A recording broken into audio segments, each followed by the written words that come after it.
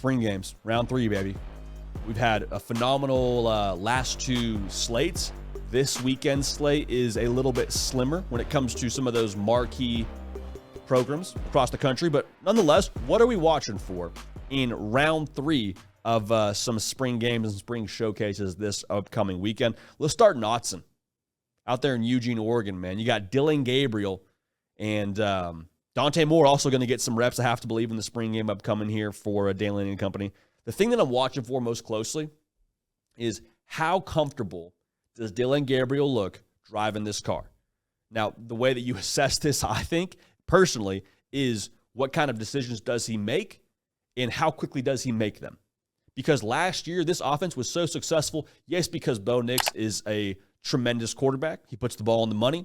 And yes, because you got great skill players. I mean, you saw Troy Franklin be elite last year. You saw Tez Johnson be elite last year. Bucky Irving's going to get drafted, if not tonight, then tomorrow. Like, they got a lot of things working in their favor. But even with that same thing being said, they were so efficient and so effective because that ball got to the right place in the right spot on the right time. Like, defenses were having to catch their breath because they were going so quickly. That takes a little bit of time to get your feet underneath you to totally feel comfortable driving this car. But once you get all the buttons figured out, once you know exactly how this whole thing works, they're going to hum. I think this fit for Dylan Gabriel long-term is going to be tremendous. But I'm really excited to watch how quickly he makes decisions and how quality those decisions are this point in the spring.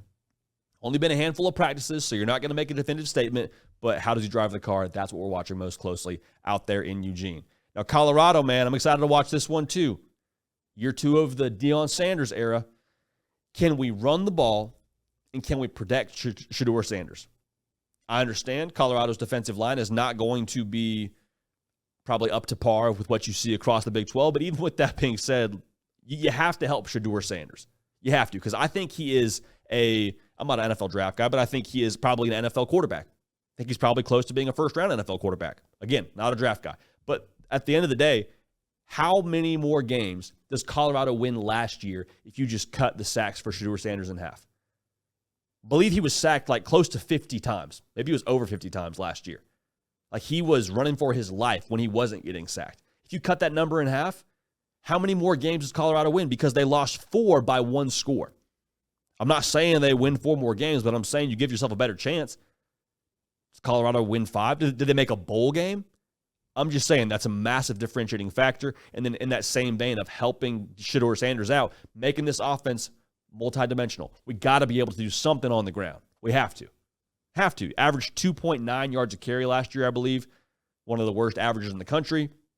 Doesn't help that they didn't run the football or make an effort to run the football that consistently either. They averaged, I believe, 40% when it came to times they ran the ball during a game. So they didn't really make an effort to run the football, and Deion Sanders was pretty transparent about it. He's like, listen, you got to have the ingredients to make the meal. We don't have the ingredients. We're going to the portal to get more linemen. They've gone to the portal. We'll see how that whole thing shakes out. Nebraska is going to have a lot of attention this upcoming Saturday for their spring game for good reason. Year 2 of the Matt Rule regime getting rolling. I want to see Dylan Raiola sling it. I'll say it. Matt Rule spoke very highly of his offense and the way that they're rolling. Talked to people close to that program. They also feel confident about the direction offensively. I want to see Dylan Raiola flash and show me that there is something to the potential of what this offense can be. Now, to be clear, if Nebraska wins in 2024 at the level that they would like to win, it'll be in large part because of Dylan Raiola. It will not be all on his shoulders. Now, I've said this a couple of times. I think he's your guy. I think he starts for you game 1. When he gets announced the starter, I don't know. But it could definitely end up being a situation where we leave this spring game and feel a lot about the Nebraska quarterback room, how we felt about that Georgia quarterback room last year after their spring game. Because they didn't name a starter, I don't think, till a lot closer to game 1, probably around fall camp. But everybody knew it was Carson Beck's job. Like, after he came out and was just slicing and dicing, looked surgical, looked comfortable, going the right place with the football, we all knew it was 15's job. Is that the same feeling we have coming out of Nebraska's spring game? It's worth noting Carson Beck had a lot more college football experience under his belt, having been on the team for a number of years. Dylan Raiola is supposed to still be in high school. So sort of keep a fluid opinion. If he throws an interception, he's not a bust. It's not the end of the world. Nebraska's not going in the tank. Just understand there's some context needed for all of this. This is his first game action, so to speak, with it being a spring game. He'll be non-contact, but still, man, last year, Nebraska, as many close losses as they had, averaged 6.2 yards a pass and 18 points a game. I want to see Dylan Raiola uncork a few deep balls, connect on a couple of them, just show me that the ceiling and the engine for this offense with what we expect for Dylan Raiola is more than just expectations and more than just us putting 2 and 2 together from high school film and what Nebraska brought in through the portal and all those things. So, spring game round 3, going to be a lot of fun. We got a good slate this weekend. Didn't even mention Arizona. That'll be fun to watch too, but make sure you're dialed in here. We'll talk about all these games the morning after, and we'll give you our unfiltered opinion, unfiltered thoughts on that Sunday morning sprint. So lock in there.